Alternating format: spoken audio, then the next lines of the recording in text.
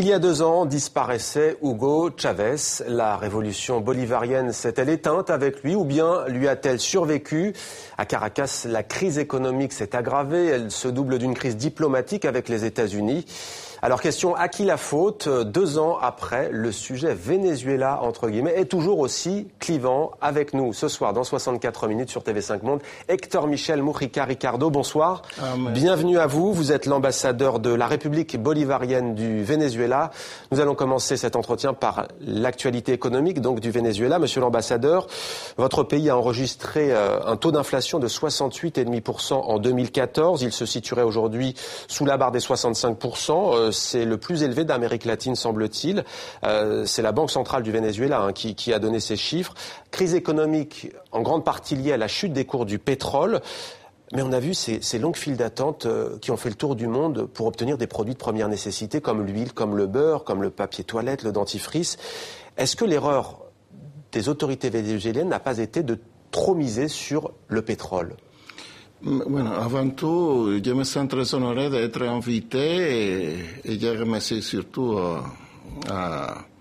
ici à vous, à votre programme Le Grand Angle et aussi aux téléspectateurs et téléspectatrices. Je vais essayer de répondre, c'est une question difficile et c'est vrai que l'inflation a remonté beaucoup, pas comme avant qui était l'année 1997, c'était 118% exactement. Sous le gouvernement de la 4e République du docteur Rafael Caldera. Mais il y a plusieurs faits qu'il faut mettre en rapport. Le modèle économique vénézuélien était fort parce que les bienfaits sociaux, les acquis sociaux de la population vénézuélienne, on a combattu la pauvreté extrême, on a combattu la pauvreté. Il y a des acquis sociaux, par exemple, seulement pour les pensionnats, la sécurité sociale.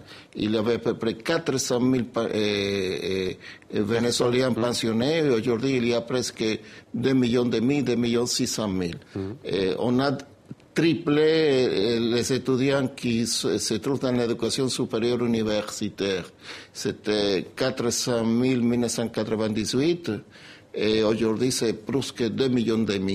Nous avons éradiqué l'analphabétisme.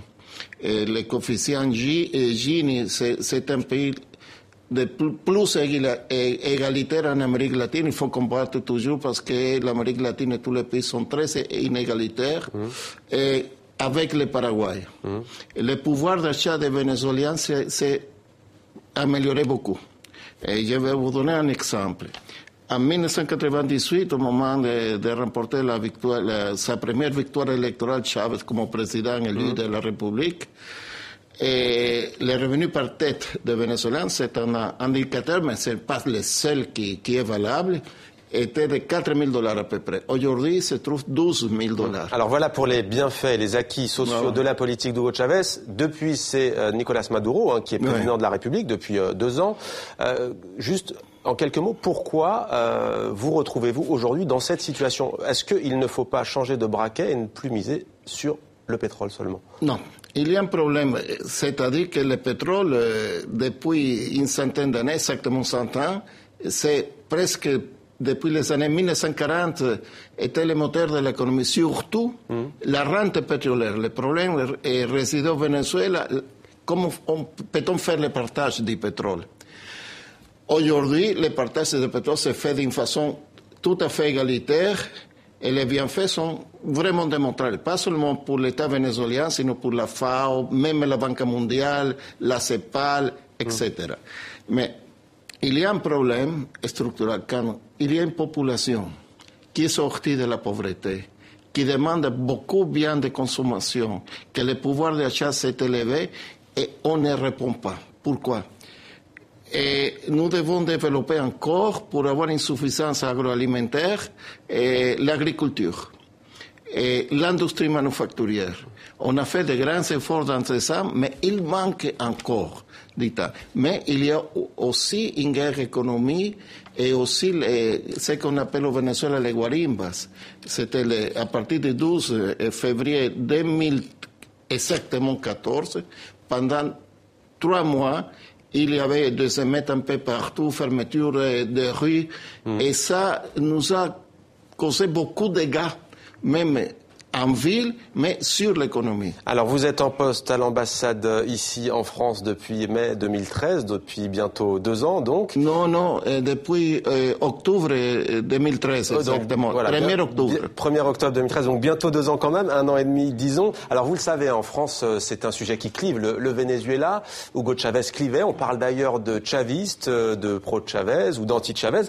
François-Xavier Freland, notre reporter, et Hervé Labourdette ont rencontré un Français qui est, entre guillemets, chaviste. Ils ont rencontré également une jeune exilée vénézuélienne à Paris qui s'alarme de la situation économique au Venezuela. On regarde.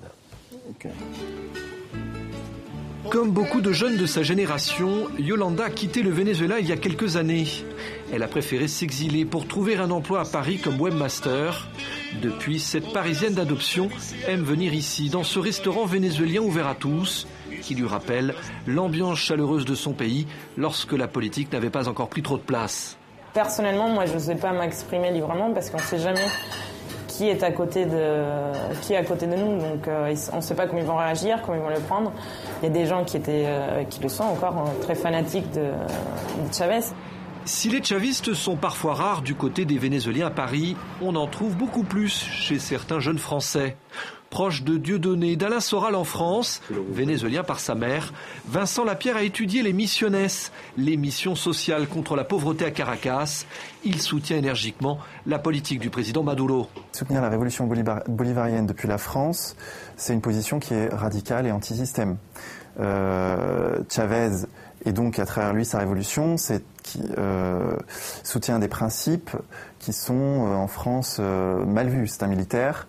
Il est nationaliste, extrêmement nationaliste, il est chrétien, il est anti-impérialiste mais de façon conséquente, c'est-à-dire qu'il soutient Bachar el-Assad, il soutient Kadhafi, il soutient Poutine. Nous retrouvons Yolanda au restaurant Bouloulou. Grâce aux réseaux sociaux, elle suit la situation politique au Venezuela, les manifestations hostiles au régime, les arrestations d'opposants. Mais militer pour l'opposition à des milliers de kilomètres de son pays est parfois décourageant. Faire comprendre aux Français qu'on peut être de gauche et radicalement anti-chaviste, voilà la difficulté selon Yolanda. Certains, ils ont des impressions, ah oui, mais Chavez, il est gentil avec le peuple, et en fait, c'est juste un socialiste sympa. Donc, il faut leur expliquer que ça va beaucoup plus loin que juste le socialiste sympa. C'est-à-dire, il n'a pas fait que des programmes, les missionnes, etc. Surtout que les missionnes, aujourd'hui, ça ne marche plus. Mais il a fait beaucoup d'autres choses qui ils nous entraînaient dans la ruine dans laquelle on est aujourd'hui. Finalement, c'est une dictature, sauf que le monde extérieur, les médias internationaux, etc., ne le voient pas. À quelques rues de là, voici la statue de Simon Bolivar, le grand héros de l'indépendance vénézuélienne qui vécut à Paris au début du 19e siècle, si cher à Hugo Chavez et dont Vincent partage le nationalisme révolutionnaire, comme il dit. Simon Bolivar est venu en France et était admiratif de l'empereur Napoléon. Et c'est une des références historiques fondamentales d'Hugo Chavez, ça fait partie du socle de son idéologie et de l'idéologie de la révolution bolivarienne. Chaviste, anti-chaviste, une chose est sûre, l'histoire récente du Venezuela ne laisse pas indifférente, même si en France, l'intérêt et la curiosité sont un petit peu retombés depuis la disparition d'Hugo Chavez. Héctor Michel Mujica Ricardo, ambassadeur du Venezuela en France, dictature pour l'une, anti-système pour l'autre. Est-ce que vous vous reconnaissez dans ces descriptions? Oui.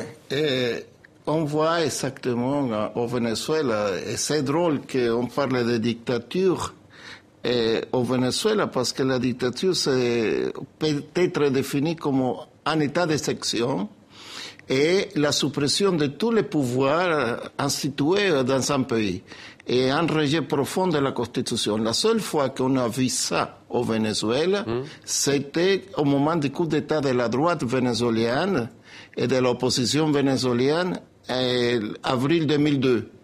C'est-à-dire, c'était le 11 et le 12 avril 2002, et le président temporaire, je parle Carmona, qui était le chef des entreprises vénézuéliennes Fede Cámaras, il a ordonné la suppression l'image de Bolivar, le drapeau, il a demandé de le mettre de côté, et aussi tous les pouvoirs législatifs, et les défenseurs du peuple, tout ça. Alors, on a le sentiment, monsieur l'ambassadeur, que depuis la mort d'Hugo Chavez il y a 2 ans, et c'est d'ailleurs saisissant parce que l'on a entendu, les 2 jeunes parlent de lui au présent, comme s'il n'était pas mort. Ouais. On a le sentiment que quelque chose est retombé dans les médias en Occident, que la flamme s'est éteinte, que la révolution bolivarienne s'est brusquement interrompue. Je vais d'ailleurs citer un journal, certes, d'opposition nationale chez vous, qui déclare que 80% des partisans chavistes au sein même du Venezuela sont pour des changements. Est-ce que, selon vous, il y a des choses à modifier dans la politique économique et sociale du Venezuela, y compris d'ailleurs en termes de liberté, peut-être, puisque la démocratie est censée être l'un des piliers de cette révolution? Oui, c'est vrai.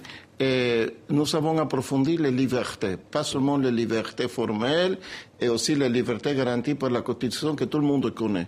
Le maire de Caracas a été arrêté récemment, monsieur l'ambassadeur. Il y a un an, l'opposant, le chef de file de l'opposition, a lui aussi été arrêté. Pour eux, c'est pas vraiment un signe d'ouverture.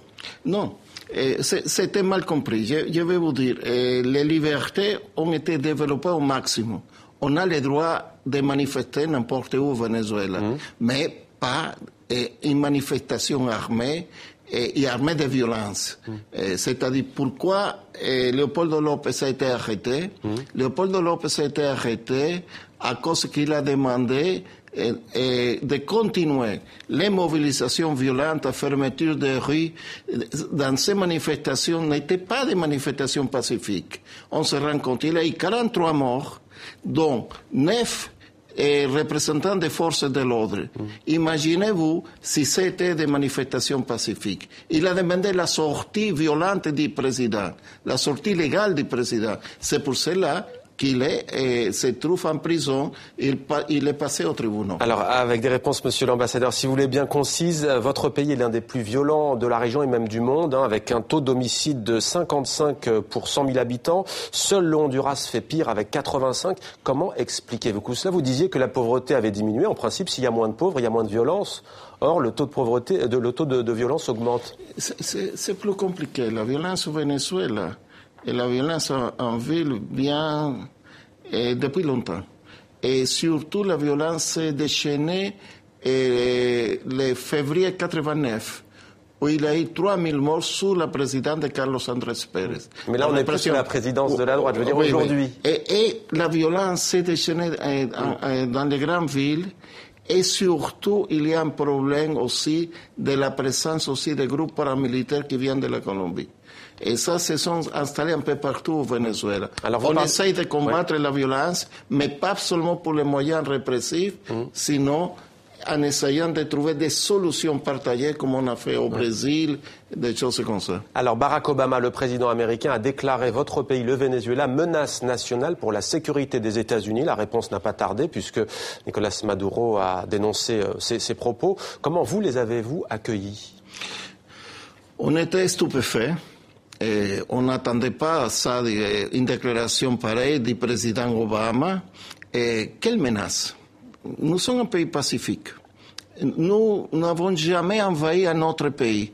Nous n'avons attaqué personne. Et dans ce sens, nous avons l'appui de 140 pays du monde qui ont condamné la déclaration faite par le président Obama. Et pas seulement.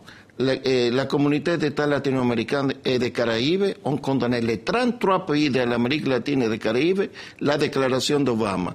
Aussi, UNASUR, l'Union des Nations du Sud, la conférence des pays non alignés, et aussi Mercosur, aussi l'alternative bolivarienne pour les peuples de notre Amérique. Merci beaucoup, monsieur l'ambassadeur du Venezuela en France. Merci, Héctor Michel Ricardo. Je précise qu'un livre sort sur Hugo Chavez en ce moment. C'est un livre d'entretien que l'ancien président du Venezuela avait accordé au journaliste Ignacio Ramonet. Merci à vous, monsieur l'ambassadeur, merci d'avoir pour témoigné. L'entretien fait. Merci beaucoup à tous.